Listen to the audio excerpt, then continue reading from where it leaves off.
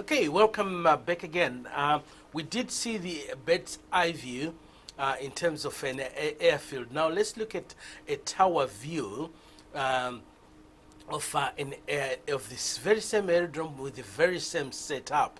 So there we are. Again, we've got our Airbus 380 is parked, and obviously now we're in the tower. We can actually see the aircraft in more detail because, as you are aware, towers are normally the highest point on an airfield, so that the controller has got the a whole aerodrome eye view. Again, you will see a lot beyond this apron for now, but that's not the very purpose of this first video. So we will not go out too much.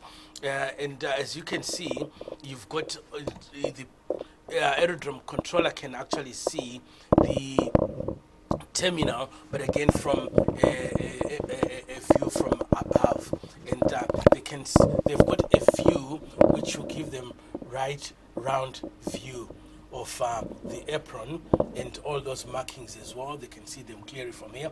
I mean, it's a good weather today. There is just some bit of light showers, but again, they are not affecting much in terms of visibility. And again, we can see the other portion of the airfield. But again, controllers will also have a view more than that. So you can see the view now. We're going to get almost a 360 view of the airfield, and that's the purpose.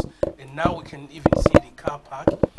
So you're coming in, that's where you normally park your vehicles. Again, from the bird's eye view, we didn't bother about the parking because it's not of real use for now. But from this side here, you can already see now there's also a parking area now for cars, which is designed very differently from the main apron itself.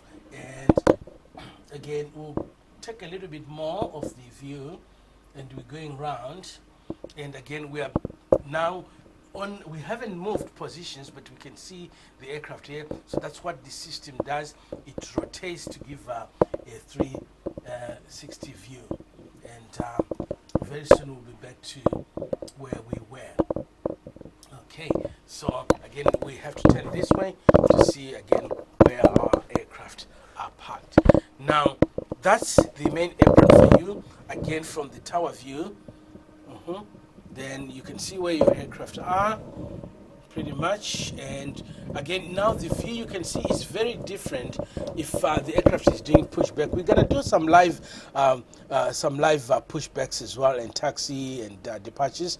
But for now, again, we're just giving you a very quick look of what the apron looks like from the tower. So you can almost see that they've also almost have a bird's eye view, but this time they will be actually seeing the actual aircraft itself from there. And again, you can still see the texture of the main apron, and that red line is still also there. It exists as well, okay, which divides the apron and the rest of the airfield. We're going to give them names so that we just don't refer them as parts of the airfield.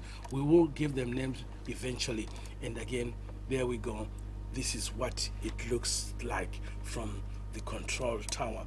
Hence, from this position here, if then an aircraft calls in to say they need a pushback, okay, then what the controller does, it depends. Maybe he's looking at something over here.